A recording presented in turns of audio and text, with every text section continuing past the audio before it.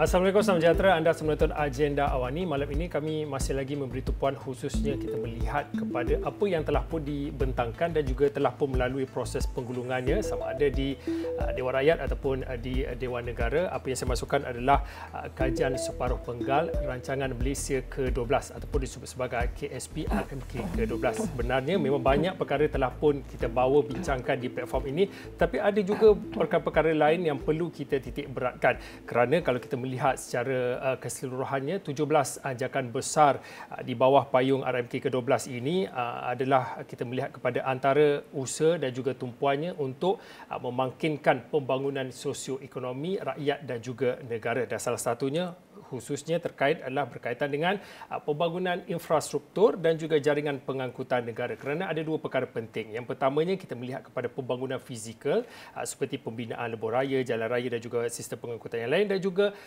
yang keduanya melihat kepada pemeliharaan berterusan infrastruktur terbabit. Jadi untuk waktu ini, kalau boleh saya nak bersama dengan Puan Hidah Misran.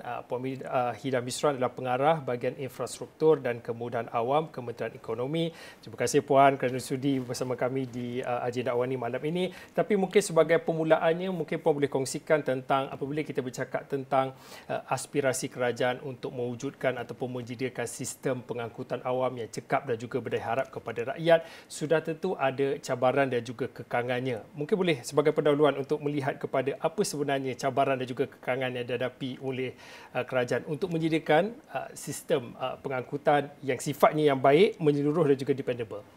Okey, sebenarnya seperti yang kita maklum dalam kajian separuh penggal rancangan Malaysia ke-12 ini, pengangkutan awam memang merupakan satu perkara yang berada dekat di hati rakyat lah. Yang macam kita tahu, sistem pengangkutan awam ni perlulah bersifat selamat, berdaya harap. Tetapi walau bagaimanapun, sebenarnya pengangkutan awam ni mempunyai beberapa cabaran. Di mana cabaran-cabaran tersebut memang perlu ditangani dengan baik dalam menyediakan sistem pengangkutan awam yang dependable lah, yang macam Cik Fauzi sebutkan tadi. Antaranya sebenarnya yang menyebabkan cabaran kepada satu sistem pengangkutan awam yang dependable tadi ni adalah ketersambungan pengangkutan awam tersebut dan juga infrastruktur yang kurang cekap. Dalam hubungan ini kita tahu bahawa kebanyakan dari kita sendirilah pengguna jalan raya suka menggunakan kenderaan persendirian. Jadi satu cabaran yang paling nyata ialah peralihan penggunaan kenderaan persendirian ke pengangkutan awam. Jadi bagaimana cara untuk kita menggalakkan pengguna lebih memilih pengangkutan awam berbanding kenderaan persendirian. Ini adalah kerana kita dapati cabaran yang kita hadapi itu, contohnya bila didapati rakyat pengguna pengangkutan awam ni dia perlu menunggu dalam waktu masa yang lama, kadang-kala ada terdapat breakdown ya, dalam perjalanan tersebut tertangguh kerana terdapat contoh baru-baru ini aksiden yang menyebabkan pengguna terkandas, dan begitu juga dengan tempoh masa menunggu yang panjang. Bila tempoh masa menunggu yang panjang, kadang-kadang ketepatan masa pula kurang. Jadi faktor-faktor ini menyebabkan pengguna perkhidmatan awam agak sukar beralih dari kenderaan persendirian kepada pengangkutan awam. Begitu juga kita dapati bahawa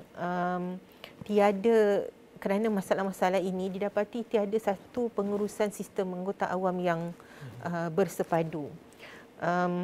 Tetapi dalam menghasilkan satu pengangkutan awam yang bersepadu holistik, kita juga perlu melihat kepada masalah first and last mile connectivity, iaitu batuan pertama dan terakhir. Jadi batuan pertama dan terakhir ini perlu ditangani kerana pengguna pengangkutan awam ni dia mahukan satu sistem yang dipanggil seamless. Maknanya seamless journey daripada keluar ke rumah sehingga sampai ke destinasi yang dituju. Jadi memang telah pun diperkatakan even di dalam plan ini kita dapati bahawa memang cabaran yang agak besar adalah menangani masalah batuan pertama dan terakhir, first and last mile connectivity tersebut. yang mana ini telah juga menyebabkan macam kita nampak masalah sekarang kesesakan jalan raya, di mana kesesakan dalam terutamanya dalam kawasan KL lah, yang kita panggil Greater KL dan Klang Valley kan, dia merangkumi KL dan sekitarnya lah. Jadinya kesesakan ini adalah kerana bila pengguna lebih menggunakan kenderaan persendirian, terutamanya bagi kawasan yang mana tak ada liputan rel, di mana mereka terpaksa jugalah menggunakan jalan raya. Jadi jalan raya tersebut telah masalah sesak jugalah. Di samping itu juga adalah isu penyelenggaraan, yang mana dalam kita menyediakan pengangkutan ni macam saya sebut tadi, bila sistem breakdown, masa yang tidak tepat, masa menunggu yang lama, ini adalah kerana sebahagian aset-aset tersebut contohnya dia tidak diselenggara dengan baik. Jadi kerana itu berlakulah breakdown terhadap aset-aset tersebut dan akan mengakibatkan ketidakcekapan perkhidmatan kepada pengguna pengangkutan awam tadilah. Daripada apa yang disebutkan oleh Puan tadi, melihat kepada antara cabarannya ialah tentang bagaimana nak menggalakkan peralihan daripada kereta persendirian kepada pengangkutan awam. Tadi disebutkan tadi ketersambungan batuan pertama atau dan juga akhir first and last mile connectivity, dan juga isu penyelenggaraan. Saya kira antara yang penting juga adalah tentang bagaimana pembukaan kawasan baru itu juga antara cabaran yang perlu dihadapi apabila kita nak mewujudkan ataupun nak mengukuhkan jaringan infrastruktur dan juga pengangkutan awam ni. Tapi saya nak merujuk kepada disebutkan tadi tentang ketersambungan batuan pertama dan akhir, ataupun lebih kita kalau kita nak faham tentang bagaimana ketersambungan dari destinasi pertama hingga akhir itu. Dan mungkin boleh dikongsikan pada waktu ini apa yang boleh dilakukan supaya sistem pengangkutan awam ataupun ekosistem itu sudah ada, tetapi apabila ada perkara-perkara dan juga kengan-kengan seperti ini, seolah-olah dia akan mengganggu usaha-usaha kerajaan yang telah dilakukan. Soal first and last mile connectivity ini, apa yang boleh dilakukan, apa yang perlu dilakukan sekarang, Puan? Okey, kita tengoklah, sebenarnya tadi telah disebutkan juga ada 17 anjakan besar kan. Jadi salah satu anjakan dalam pengangkutan awam ini adalah pengukuhan jaringan pengangkutan awam. Jadinya ini adalah lebih merujuk kepada akses ketersambungan kepada satu sistem perkhidmatan awam yang cekap, berdaya saing, berdaya harap dan mampu milik, yang mana kebolehcapaian dan akses tadi tu lebih menyentuh kepada first and last mile connectivity. Jadinya di dalam kajian ni, kalau kita lihat dalam bab 4, kita telah pun melihat bahawa ia boleh dilaksanakan melalui contohnya peningkatan bus rapid transit. Maknanya bus tu kita jadikan dia satu pengangkutan first and last mile connectivity, tetapi lebih dikemaskini. Maknanya ada satu lorong yang khusus.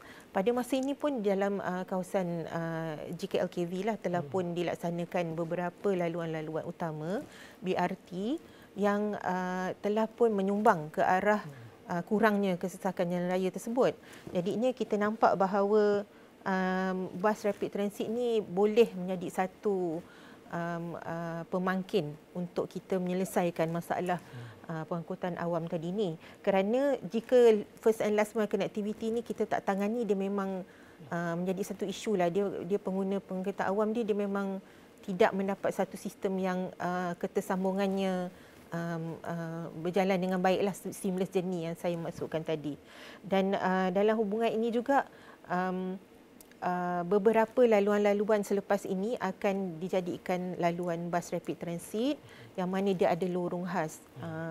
Bukan saja di GKLKV lah, tapi berlaku juga di dalam, akan diperluaskan juga di dalam kawasan-kawasan lain di bandar-bandar besar terutamanya, yang mana ada yang telah membuat perancangan, ada yang memang telah menyediakan, sedang dalam penyediaan infrastruktur ke arah tersebut.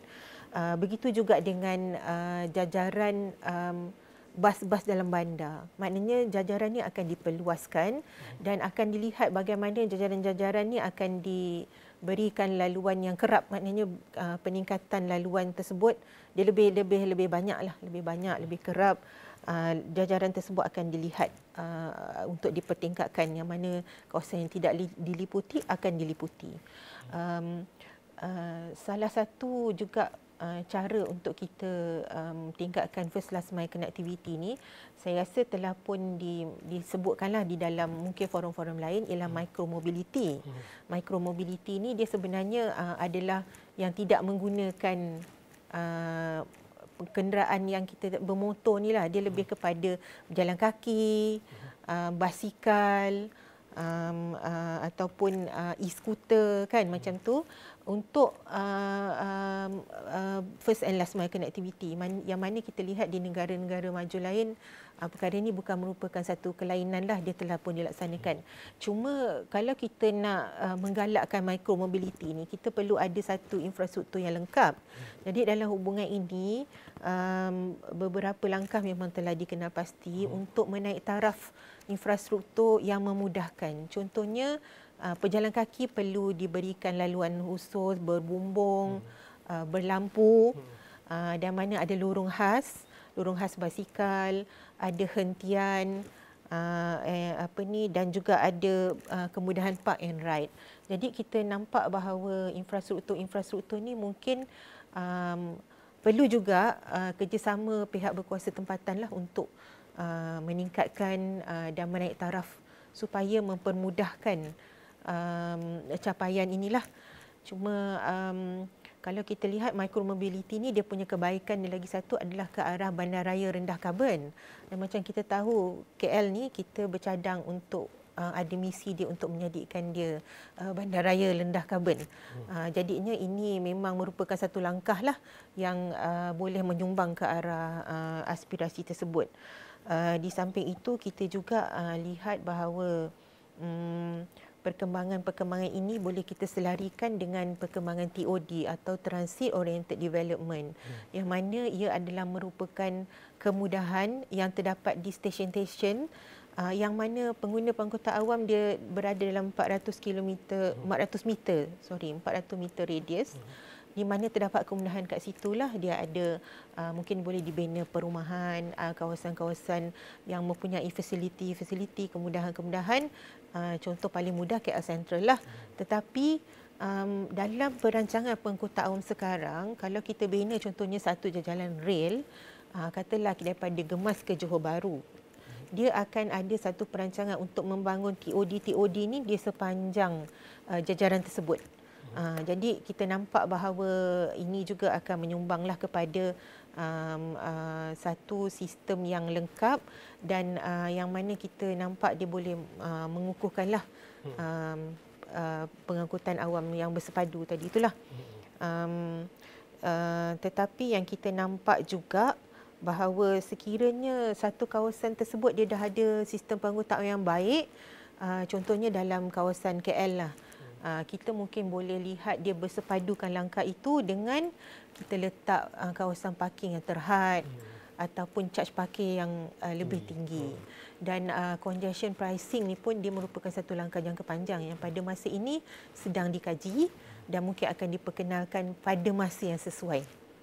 Okay.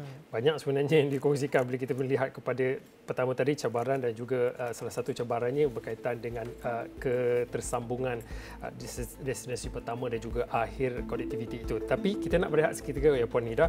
Mungkin selepas ini kita nak merujuk kepada apa perkara kehadapan untuk kita melihat kepada pengukuhan dan juga pembangunan infrastruktur dan juga mengukuhkan lagi sistem rangkaian jaringan sistem pengangkutan awam negara selepas ini dalam agenda awal.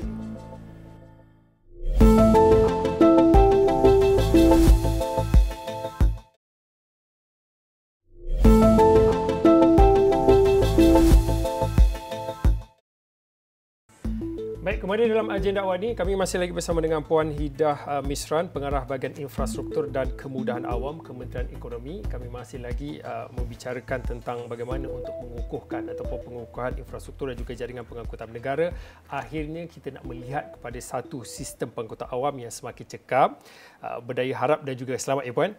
Okey, baik. Untuk waktu ini di segmen kedua ini mungkin boleh dikongsikan kita bergerak ke hadapan apa yang boleh ditambah baik dalam pembangunan sistem sedia ada ini. Kita bercakap tentang teknologi dan juga kepakaran yang boleh diguna pakai. Sudah tentu apabila kita bercakap tentang era digital ini, teknologi seperti data itu juga penting dalam mana untuk nak menambah baik sistem pengangkutan dan juga pembangunan infrastruktur sedia ada. Mungkin boleh dikongsikan tentang aspek teknologi ini. Okey, daripada segi aspek teknologi, sebenarnya kita pun sedar bahawa pada masa ini terdapat teknologi-teknologi termaju. Walau bagaimanapun, untuk menjayakan agenda pengangkutan awam yang diperkukuhkan tadi ini, jaringan pengangkutan awam yang diperkukuhkan, didapati bahawa data yang paling penting adalah data mobiliti penumpang. Yang mana pada masa ini memang kita nampak terdapat beberapa data-data yang telah ada. Contohnya lah pada masa ini terdapat satu apps yang telah dilancarkan tahun 2022 yang dipanggil Pulse, PULSE, yang mana apps ini dia memberikan maklumat-maklumat mengenai jadual-jadual perjalanan, contohnya bas-bas rapid, LRT, MRT, monorail, dan juga BRT, yang mana dia boleh didapati di bandar-bandar besar lah seperti KL sendiri, Pulau Pinang, Kuantan. Yang mana sebenarnya ini adalah satu apps yang berguna untuk pengguna-pengguna merancang perjalanan mereka kan. Bila dia tengok jadual, dia boleh tahu pukul berapa bas ni sampai LRT dan dia boleh plan lah. We call it something like journey planner lah ini. Cuma untuk menambah baik data ini, sebenarnya kita perlu satu data yang bersifat masa nyata, iaitu real time. Di mana masa nyata ini perlu kerana kita perlu melihat dekat mana penumpang ni berada sekarang. Taburan penumpang ni dia di mana. Untuk membolehkan kita menyusun satu sistem pengangkutan awam yang mana penumpang-penumpang ini boleh meneruskan perjalanan mereka berdasarkan real time mereka tadilah, data tadi. Jadinya tanpa data real time ni agak sukar untuk kita membuat satu penyusunan pengangkutan awam, walaupun kita ada data yang kita sebut tadilah seperti jadual dan sebagainya. Tetapi data ini untuk dia berdaya saing dalam memberikan sumbangan kepada pengukuhan pengangkutan awam, dia perlu juga dikongsikan dalam bentuk big data lah, iaitu data raya, yang mana agensi-agensi yang mempunyai maklumat-maklumat ni dia perlu untuk bekerjasama, saling berkongsi data di peringkat agensi masing-masing.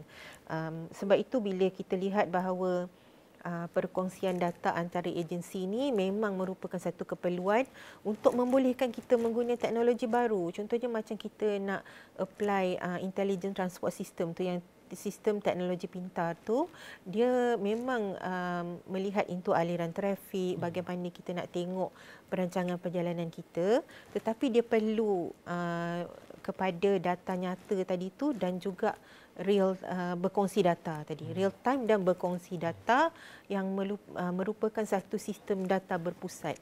So bila kita ada satu sistem ni, dia senanglah untuk kita lihat mana kita perlu salurkan penyusunan pengukuhan kita tadi itulah, jaringan tu, untuk kita membolehkan pengguna mendapat akses dan juga dia boleh merancang perjalanan tu. Sebab melalui bila kita buat kajian ni, kalau nanti ada ke lapangan mungkin boleh lihat di sini, dan kita buat kajian ni, kita sebenarnya menggunakan fokus group dan juga kita melihat pelbagai stakeholder engagement yang telah memberikan maklum balas. Jadi dalam maklum balas yang diberikan melalui kita punya sesi libat urus tersebut, kebanyakannya menyatakan bahawa mereka perlu satu yang bersifat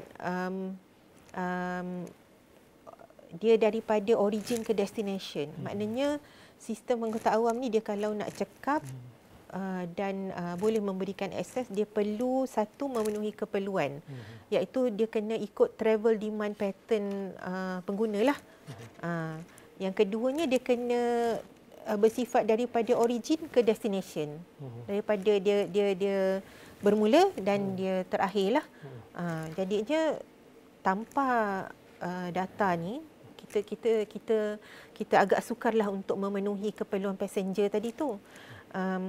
Tapi suka juga saya nyatakan kat sinilah, sebenarnya dalam hubungan ini kita juga sedang membuat beberapa perancangan untuk mengadakan kajian-kajian ke arah pelan strategik pengangkutan awam pada masa ini yang difokuskan terlebih dahulu di Lembah Kelang lah. Kemudiannya akan diperluaskan ke bahagian lain, yang mana ini juga termasuk beberapa perkara-perkara seperti travel demand survey. Travel demand tu apa keperluan pengguna tadi itulah kan, dia perlu nak ke mana. Contohnya daripada Putrajaya ke Kelang, dia nak pergi buat berapa stop, dia ada perlu ke mana, dan urusan apa yang boleh dipenuhi oleh pengangkutan awam yang tersedia lah.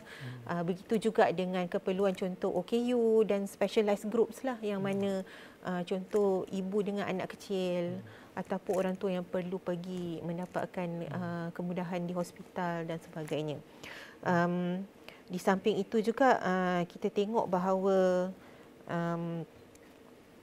kerjasama antara penyedia perkhidmatan ni adalah pentinglah dalam kita menyusun strategi kita, dan juga dalam menjayakan kajian yang kita sebut tadilah. Sebab walaupun kita mungkin berfokus kepada pengangkutan awam yang bersifat penumpang, tapi pada masa ini saya rasa Cik Fauzi juga mungkin kita semua juga terdedah bahawa penghantaran barang secara fizikal tu dia dah kurang kan. Sekarang dia pakai P-hailing. Jadinya kita juga ada dalam kajian tu tadi akan melihat pada P-hailing, e-hailing, dan semua perkhidmatan ni Grab yang menyumbang ke arah peningkatan data berpusat tadi itulah. Apa yang dimasukkan oleh Puan Hidah tadi, apps-nya namanya Pulse. Mana boleh dimuat terus secara percuma ya, untuk dia ada di Google. Ada di Google Play Store juga untuk anda merancang perjalanan dan juga pergerakan menggunakan sistem pengangkutan awam. Okey, kalau diikutkan dalam pembentangan yang amat berhormat Perdana Menteri untuk KSP RMK ke-12 dimaklumkan antaranya kerajaan akan melaksanakan beberapa projek mega dan juga baru, dan juga akan meneruskan projek-projek infrastruktur yang sedia ada di bawah Kementerian Pengangkutan dan juga KKR, Kementerian Kerja Raya di seluruh Malaysia. Mungkin boleh dikongsikan sedikit perancangan untuk menambah baik infrastruktur pengangkutan yang lain di seluruh negara, Puan. Perancangan tu memang sedang dilaksanakan. Projek-projek mega pun sedang, dan ada yang sedang dan dalam perancangan dan akan dilaksanakan. Di antara projek-projek yang kita biasa dengar lah, saya rasa kita biasa dengar juga projek-projek mega yang sedang dilaksanakan ni. Contohnya kalau di peringkat jalan raya ni memang kita nak menambah baik, meningkatkan ketersambungan, kita baik pulih dan menaik taraf jalan-jalan raya sedia ada dan lebuh raya. Contoh kita tengok Lebuh Raya Plus, dia telah lama ada kan, tapi kita sekarang sedang merancang dan ada yang dalam perancangan untuk pelebaran Plus tu secara berperingkat lah ke arah selatan dahulu. Dan juga ada juga projek yang contoh dia pelebaran Senai Desaru Expressway, yang mana dia untuk menambah baik kesesakan lah dekat situ bila dengan pelebaran tersebut. Begitu juga dengan projek contohnya Pen Borneo, Sabah Sarawak yang memang sedang dilaksanakan. And Central Sepayang Road tu memang dah sedang dilaksanakan, dan dia juga akan menambah baik ketersambungan ke arah pantai timur.